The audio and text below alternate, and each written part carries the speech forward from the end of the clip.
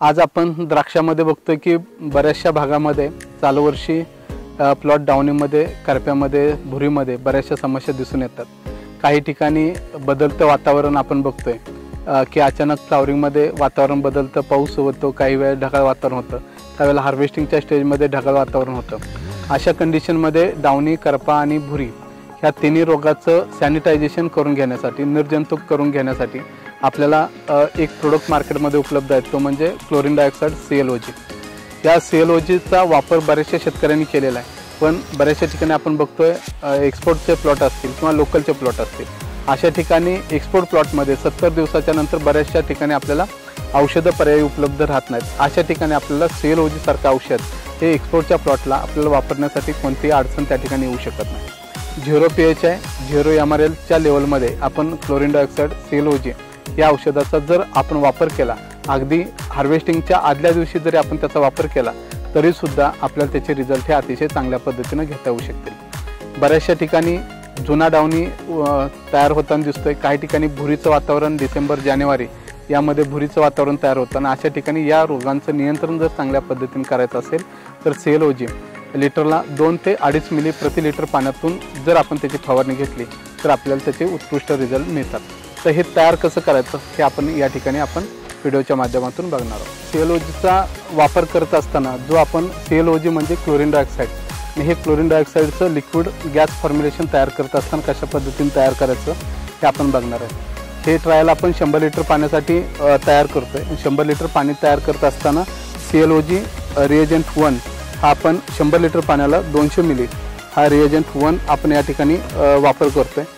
100 litre पाण्याला 200 milli reagent 1 घेतल्यानंतर तो आपल्याला रिकाम्या बॉटलमध्ये ओतून घ्यायचा आहे। रिकाम्या बॉटलमध्ये ओतून घेत असताना तो थोडासा हातापासून लांब ठेवा, कोणती अडचण यामध्ये येत नाही।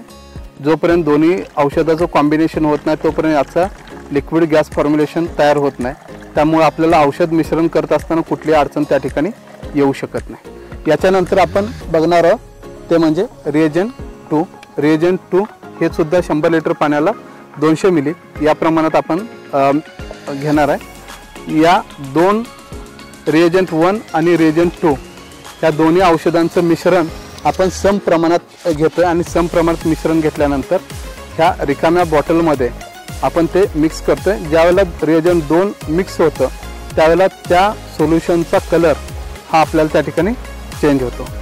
ज्यावेळेला हे दोन्ही सोल्युशन आपण त्या ठिकाणी मिक्स करतो, मिक्स केल्यानंतर यामध्ये हे टोपण लावून त्याला 10 मिनिट आपण याला असंच ठेवायचं आहे। फक्त मिक्स करत असताना काळजी एक आपल्याला घ्यायची आहे, जेवढं सोल्युशन आपल्याला तयार होतं त्याच्या 40% कॅन रिकामा कॅन हा आपला राहिला पाहिजे, जेणेकरून ह्या सोल्युशनमध्ये एक्झोथर्मिक रिएक्शन तयार होते आणि एक्झोथर्मिक रिएक्शन तयार झाल्यानंतर हा याच्यामध्ये गॅस तयार होतो आणि हे 10 मिनिटांनंतर ह्यामध्ये जो गॅस तयार होतो तो लिक्विड क्लोरीन डायऑक्साईड गॅस तयार होतो आणि हा गॅस 50 ppmचं सोल्युशन तयार होतं। हे 50 ppmचं सोल्युशन आपण पाण्याच्या टाकीमध्ये मिक्स करायचं आहे। 100 लिटर पाण्यासाठी हे दोन्ही मिळून 400 मिली सोल्युशन 100 लिटर पाण्याला मिक्स करायचं आहे आणि याची फवारणी आपण सायंकाळच्या वेळेस जर घेतली तर सायंकाळच्या वेळेस फवारणी घेतल्यानंतर हा क्लोरीन डायऑक्साईड गॅस हा पानाच्या कॅनोपीमध्ये जाऊन ड्रॉपलेटच्या माध्यमातून पानापर्यंत पोहोचतो आणि ड्रॉपलेट जसा सुकत जाईल त्या पद्धतीनं त्यातला गॅस हा तुमच्या कॅनोपीमध्ये जातो आणि त्या कॅनोपीमध्ये असणारी डाउणे असेल, भुरी असेल, करपा असेल याचं सॅनिटायझेशन, निर्जंतुकीकरण करून घेण्यासाठी याचा नक्की फायदा होईल। त्याचबरोबर जे एक्सपोर्टचे प्लॉट आहेत, एक्सपोर्टच्या प्लॉटला सुद्धा जर वातावरण 60 ते 70 दिवसानंतर खराब झालं तर ह्या खराब वातावरणामध्ये सुद्धा आपल्याला CLOG रिएजंट 1 आणि CLOG रिएजंट 2 या पद्धतीने आपल्याला त्याचा वापर करता येऊ शकेल। साधारण हा गॅस, लिक्विड गॅस हा आपण CLOG रिएजंट 1 आणि CLOG रिएजंट 2 ह्या दोन्ही औषधांचं कॉम्बिनेशन केल्यानंतर अशा पद्धतीचा गॅस तयार होतो। काळजी फक्त एक घ्यायची आहे, ज्यावेळेला हा 10 मिनिटानंतर गॅस तयार होईल त्यावेळेला टोपण काढत असताना, टोपण काढून पाण्याच्या टाकीमध्ये मिक्स करत असताना हातापासून आणि नाकापासून लांब धरून हे टोपण काढून गॅस आपल्याला पाण्याच्या टाकीमध्ये जर टाकला तर आपल्याला त्याचे कुठलाही त्रास आपल्याला त्याच्यामुळे होणार नाही। डायरेक्ट याचा गॅस नाकामध्ये न जाऊ देता आपण पाण्यामध्ये मिक्स केला तर कुठलीही अडचण येऊ शकत नाही। दुसरी गोष्ट, तयार सोल्युशन असेल, हे तयार सोल्युशन आपण 2, 3, 4 दिवसापर्यंत आपण वापरू शकतो, कोणती अडचण याला येऊ शकत नाही. फक्त तयार सोल्युशन झाल्यानंतर याचं टोपण काढून जर आपण ठेवला तर त्याचे रिझल्ट कमी येऊ शकतात. त्यामुळे टोपण लावून तुम्ही तयार सोल्युशन 3 ते 4 दिवसापर्यंत ठेवलं तरी कोणती अडचण त्या ठिकाणी येऊ शकत नाही.